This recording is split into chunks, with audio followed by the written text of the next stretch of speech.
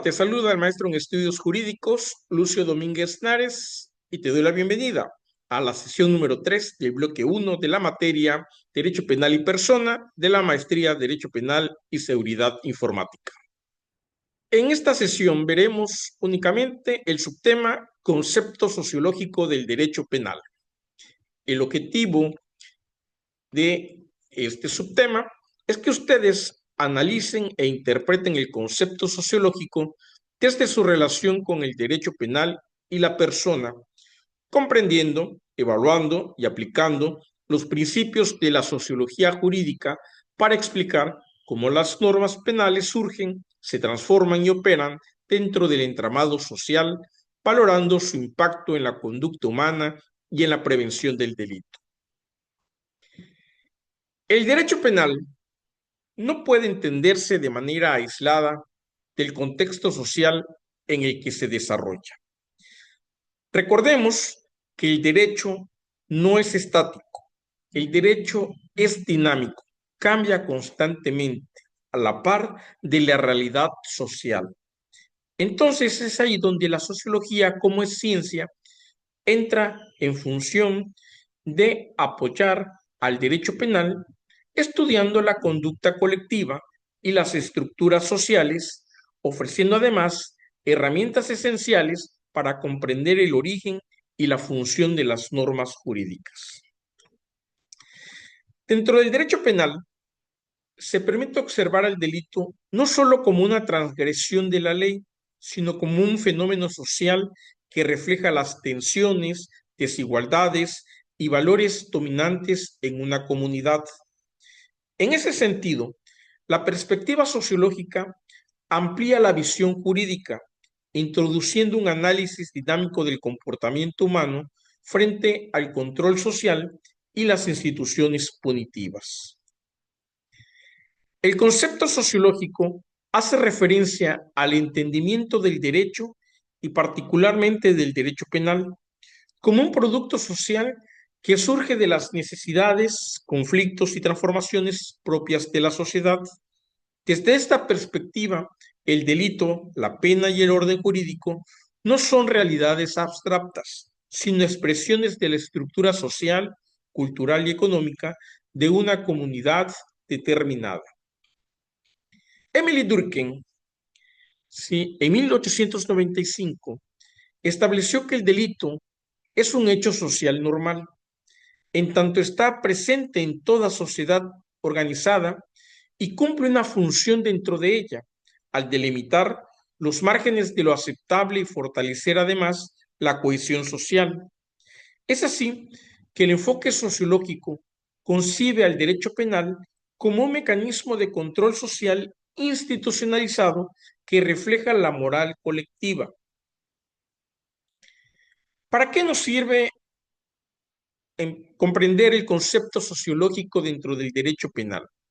Bueno, primero quiero aclarar que dentro de la sociología se desprende unas ramas que es la sociología jurídica y la sociología del derecho. Generalmente tendemos a confundirlas y a aplicarlas como sinónimo, pero no son sinónimos, porque la sociología del derecho estudia cómo las normas surgen de una necesidad, de una realidad social y cómo su aplicación en la sociedad afecta a los individuos que la integran.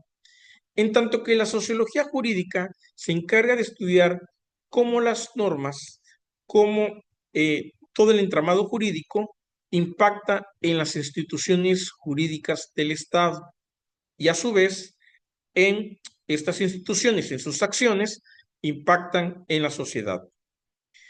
Dicho esto, pues la sociología en el derecho penal nos sirve primero para comprender el origen y evolución del derecho penal como fenómeno social. También nos ayuda a interpretar las conductas delictivas dentro de su contexto cultural y económico, analizando las normas penales, de qué manera se reproducen o combaten desigualdades sociales. Se evalúa la función de las instituciones penales como la policía, los tribunales, las cárceles, como mecanismos de control y de poder. Aplica políticas penales más justas, humanas y eficaces, con base en el conocimiento de las dinámicas sociales. Desde el enfoque sociológico, el derecho penal no es una simple técnica jurídica, sino una manifestación de poder social.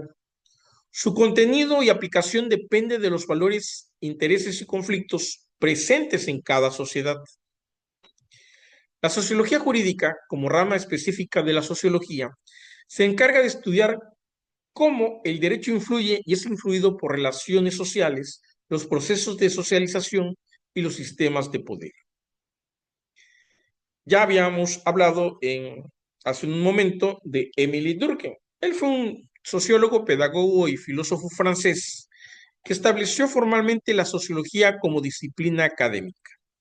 Recordemos que la sociología, el concepto como tal, la palabra como tal, surge desde los tiempos de Augusto Comte. ¿Sí? Desde ahí podemos remontar el origen de la sociología. Pero es Émile Durkheim quien hace de la sociología una ciencia y la lleva a las universidades, la lleva a la academia, a la ciencia. Por lo tanto, es considerado Émile Durkheim como un padre fundador de dicha ciencia y pionero del análisis sociológico del delito, considerando que el crimen es una consecuencia inevitable de la vida social y que su función es reafirmar los valores colectivos al sancionar lo que la comunidad considera inapropiado. Émile Durkheim también se caracterizó porque fue el primero en escribir sobre el suicidio desde un punto de vista científico, usando una metodología científica que hasta el día de hoy se emplea para el estudio de este fenómeno social que es el suicidio. Por su parte, Max Weber, un sociólogo, economista, jurista, historiador y politólogo alemán, considerado uno de los fundadores del estudio moderno de la sociología y la administración pública, quien influyó muchísimo en la estructura de la formación del Estado contemporáneo, moderno y contemporáneo, con un marcado sentido antipositivista, porque él introduce la noción de la acción social y la legitimidad del poder. Él decía, para que un poder pueda funcionar, tiene que tener consenso y legitimidad. El consenso que todas las partes que integran un Estado estén de acuerdo y legitimidad que la manera en que ellos accionan esté basada en el Estado de Derecho, esté basado en el marco normativo del Estado que la compone.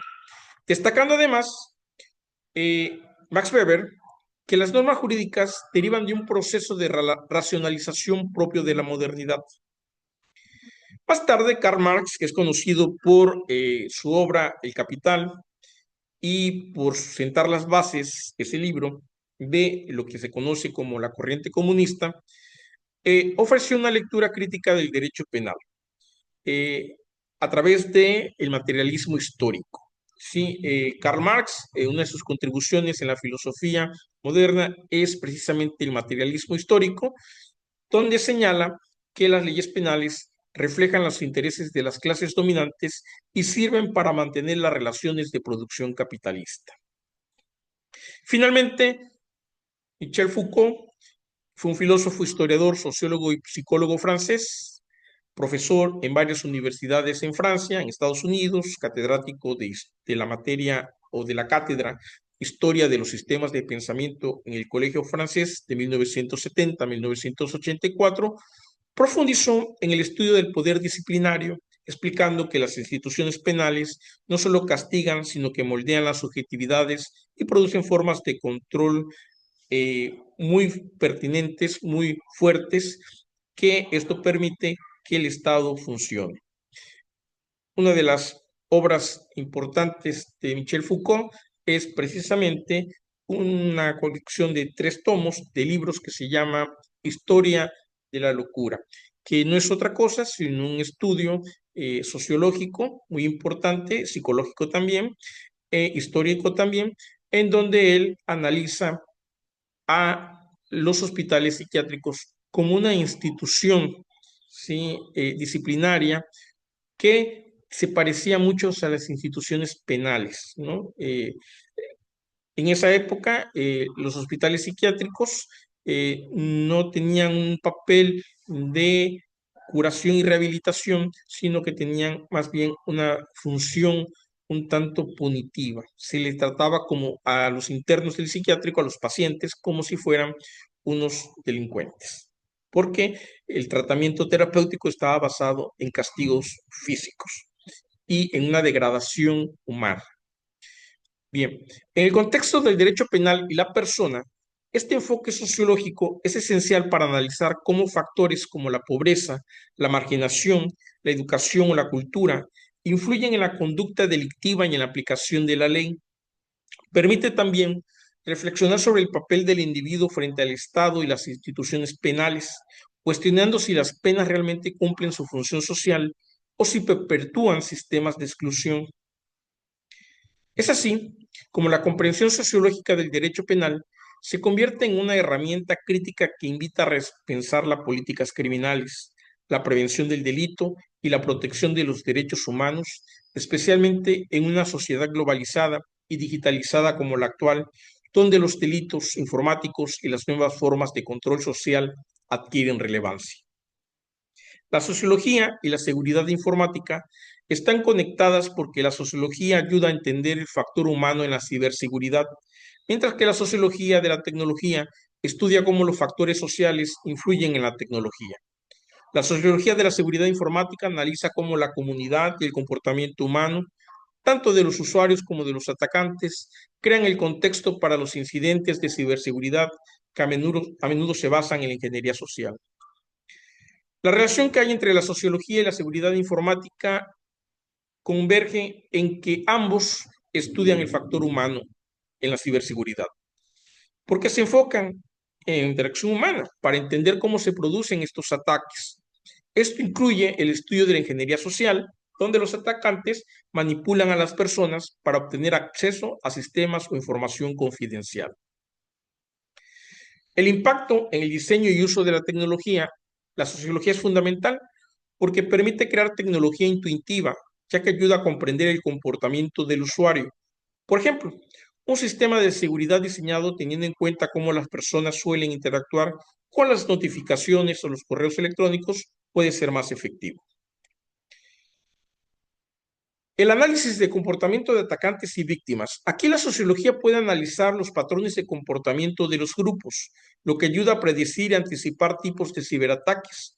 Por ejemplo, mediante el análisis de cómo se comunican los grupos de hackers o cómo reaccionan las víctimas ante ciertos ataques. También la sociología tiene que ver con la construcción social de la seguridad, porque examina cómo la sociedad entiende la seguridad y cómo esa comprensión a su vez moldea las estructuras de seguridad.